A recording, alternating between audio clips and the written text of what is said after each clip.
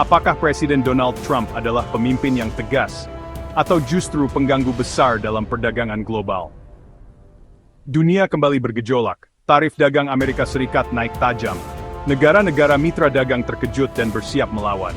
Tapi, apa sebenarnya motif di balik semua ini?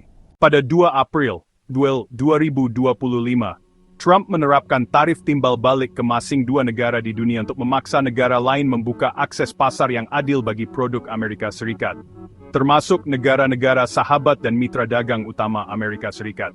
Singapura misalnya, yang memberikan surplus perdagangan sebesar $2,8 miliar kepada Amerika tahun lalu, tetap dikenakan tarif tambahan. PM Singapura, Lawrence Wong, mengecam kebijakan ini sebagai tindakan yang tidak dilakukan terhadap seorang negara sahabat. Bahkan Kanada, tetangga dekat AS dan mitra dalam perjanjian dagang USMCA, juga tak luput dari tarif. Uni Eropa pun terkena imbasnya. Meski memiliki hubungan diplomatik dan ekonomi yang erat, negara-negara Eropa tetap dikenakan tarif tanpa diferensiasi. Kebijakan ini menimbulkan pertanyaan besar. Jika negara sahabat saja diperlakukan seperti musuh, lalu siapa yang bisa merasa aman? Tarif ini tidak didasarkan pada logika ekonomi atau prinsip keadilan, tapi murni tekanan politik. Presiden Trump menyebut kebijakan ini sebagai bentuk reciprocal tariffs atau tarif timbal balik. Menurutnya, Amerika selama ini dirugikan oleh sistem perdagangan global. Negara lain bebas ekspor ke AS, tapi membatasi produk AS masuk ke negaranya. Maka, tarif ini digunakan sebagai alat tekanan dan negosiasi, bukan sekadar instrumen ekonomi, tapi senjata geopolitik. Tapi apakah ini strategi cerdas, atau drama global penuh risiko? Anda yang menilai. Trump memainkan taktik klasik. Naikkan tarif lalu tunda 90 hari. Negara-negara dibuat panik, lalu dipanggil ke meja negosiasi. Tapi dari posisi bawah. Ini bukan diplomasi. Ini politik kekuatan.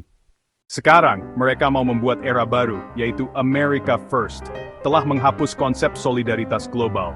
Sekarang, semuanya adalah soal untung atau rugi. Diplomasi digantikan oleh kalkulator dagang. Bahkan sekutu dekat pun tak luput dari ancaman tarif. Tidak ada lagi teman dalam perdagangan. Hanya bisnis. China tidak tinggal diam. Pemerintah Beijing langsung membalas tarif Amerika dengan tarif serupa terhadap produk-produk AS. Sekarang dua raksasa ekonomi dunia ini terjebak dalam perang dagang terbuka, bukan soal ekonomi lagi, tapi soal ego nasional dan harga diri. Siapa yang lebih kuat? Siapa yang lebih sabar? Siapa yang lebih rela rakyatnya menderita demi gengsi global? Sejarah membuktikan, tidak ada yang benar-benar menang dalam perang dagang. Yang terjadi, harga barang naik, PHK massal, investasi melemah, dan resesi mengancam. Indonesia pun ikut terdampak. Tapi ini bisa jadi momen untuk Indonesia bangkit dan mandiri. Jamdai, perang dagang dalam sejarah selalu berujung sama kerugian di semua pihak. Tapi kali ini lebih kompleks, karena ini bukan hanya soal tarif, ini soal ego pemimpin dunia. Trump ingin dominasi, China tak mau tunduk, dan kita semua jadi penonton sekaligus korban.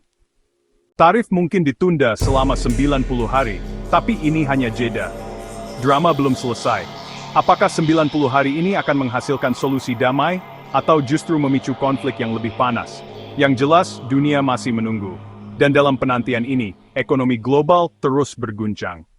Indonesia harus cerdas dalam membaca arah angin. Ini saatnya untuk perkuat industri lokal, dukung UMKM, dan diversifikasi mitra dagang.